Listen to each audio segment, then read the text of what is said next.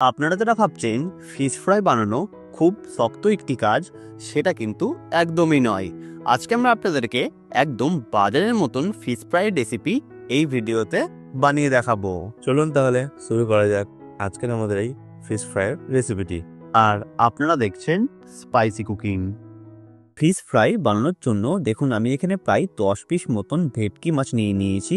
আমি এখানে যে স্লাইস আকারের ভেটকি মাছগুলো বাজারে পাওয়া যায় সেই ভেটকি মাছগুলোই কিন্তু ব্যবহার করছি। তারপর এই মাছগুলোকে সবার প্রথমে একটা সিম্পল ম্যারিনেশন করে নিতে হবে। তাই দেখুন আমি সবার প্রথমে কিছুটা পরিমাণে লবণ দিয়ে দিলাম। আপনারা কিন্তু লবণটা এখানে একটু বেশি ব্যবহার করবেন। আর দেখুন কিছুটা পরিমাণে হলুদ দিয়ে দিলাম। তারপর প্রায় 2 থেকে 3 চামচ মতন গোলমরিচের এখানে ক্রাশ করে আমি এই ভেটকি মাছের মধ্যে দিয়ে দিলাম। এখানে কিন্তু আপনারা গোলমরিচের পাউডার ব্যবহার করবেন না, চেষ্টা করবেন বাড়িতেই একটু ক্রাশ করে নেওয়ার, যাতে এই মাছের মধ্যে ফ্লেভারটা ভালোভাবে অ্যাবজর্ব হয়। দেখুন আমি এখানে একটা সিম্পল ম্যারিনেশন করে নিচ্ছি। এই ম্যারিনেশনটা কিন্তু আপনারা অবশ্যই করে নেবেন। যতক্ষণ মাছটা ম্যারিনেশন হচ্ছে ততক্ষণ চলুন একটা আপনাদেরকে পেস্ট বানিয়ে দেখাবো। তাই একটা মিক্সিং জারে সবার প্রথমে দিয়ে দিলাম 1 চামচ মতন গোলমরিচের গুঁড়ো, আর দিয়ে দিচ্ছি কয়েক টুকরো লবঙ্গ, দিয়ে দিচ্ছি 2 থেকে 3টে মতন এলাচ ও দারচিনি। তারপরে ঝালের জন্য প্রায় 7-8টা মতন কাঁচা লঙ্কা ব্যবহার করলাম। তারপরে ফ্লেভার আনার জন্য আমি এখানে কিছুটা পরিমাণে ধনেপাতা ও পুদিনা পাতা দিয়ে দিলাম। আর সবার শেষে কিছুটা পরিমাণে জল দিয়ে আমি এখানে একটা ফাইন পেস্ট কিন্তু তৈরি করে নেব। এই কয়েকটা উপকরণ দিয়ে আপনারা কিন্তু একটা পেস্ট অবশ্যই তৈরি করে নেবেন। দেখুন আমাদের এখানে পেস্ট কিন্তু পারফেক্টলি তৈরি। ঠিক দেখুন এইরকম আপনাদেরকে একটা পেস্ট অবশ্যই তৈরি করে নিতে হবে। তারপরে দেখুন আমি 1 ঘন্টা মাছটা ম্যারিনেশন করেছিলাম, সেই মাছের মধ্যে আমি পেস্টটা দিয়ে দিলাম। তারপরে আমি এখানে প্রায় 2 চামচ মতন আদা ও রসুন বাটা দিয়ে দিলাম। আর 2টো মতন এখানে লেবুর রস এখানে ব্যবহার করলাম। আপনারা কিন্তু এখানে লেবুর রস অবশ্যই ব্যবহার করবেন, তাতে দেখবেন মাছটা কিন্তু খেতে অনেকটাই ভালো লাগবে। তারপর ভালোভাবে এই মশলাগুলোর সঙ্গে ভেটকি মাছগুলো মাখিয়ে নিচ্ছি। আপনারা কিন্তু অবশ্যই ভালোভাবে মাখিয়ে নেবেন। যখন মাখানো হয়ে যাবে তারপর কিন্তু আপনারা এই মাছটা মিনিমাম 3 ঘন্টা ও ম্যাক্সিমাম 8 ঘন্টার মতন অবশ্যই ম্যারিনেশন করে রেখে দেবেন, যাতে এই ফ্লেভারটা ভালোভাবে মাছের মধ্যে অ্যাবজর্ব হয়।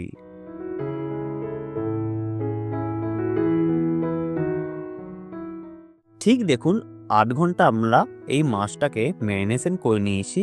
তারপর চলুন একটা কোটিং তৈরি করব। তাই এই মাছের মধ্যে উপর থেকে আমি কিন্তু কর্নফ্লাওয়ার ব্যবহার করলাম। আপনারা কিন্তু অবশ্যই কর্নফ্লাওয়ার ব্যবহার করবেন, দেখবেন কোটিং কিন্তু খুবই সুন্দর হবে। আর এই মশলাগুলো কিন্তু একেবারেই ছেড়ে যাবে না। তাই দেখুন আমি এখানে 2টো পিঠেই ভালোভাবে কর্নফ্লাওয়ারের একটা কোটিং করে নিচ্ছি। ঠিক এইরকমভাবে একটা সিম্পল কোটিং অবশ্যই আপনারা করে নেবেন। চলুন তারপরে আপনাদেরকে ফিশ ফ্রাইটা বানিয়ে দেখাবো। তাই দেখুন এখানে একটা জায়গার মধ্যে প্রায় 2টো মতন ডিম ফাটিয়ে নিয়েছিলাম, আর কিছুটা পরিমাণে বিস্কুট গুঁড়ো নিয়ে নিয়েছি।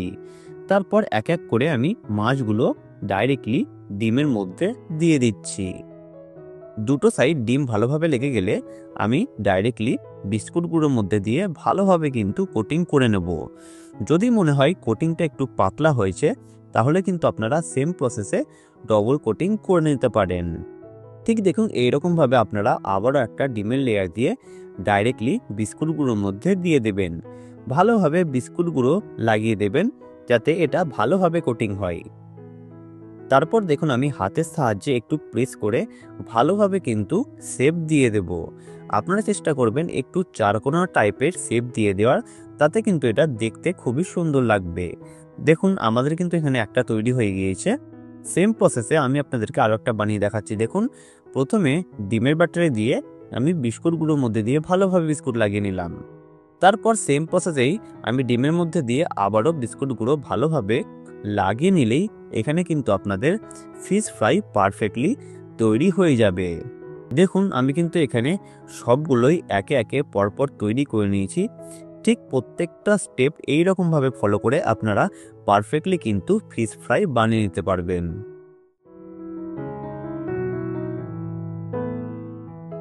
চলুন তারপরে আপনাদেরকে এই ফিশ ফ্রাইগুলো ফ্রাই করে দেখাবো। তাই একটা কড়াইয়ের মধ্যে আমি কিছুটা পরিমাণে সাদা তেল ভালোভাবে সবার প্রথমে গরম করে নিয়েছি। তারপর গ্যাসের স্টিমটা লো রেখে আমি এক এক করে ফিশ ফ্রাইগুলো কিন্তু ছেড়ে দিচ্ছি।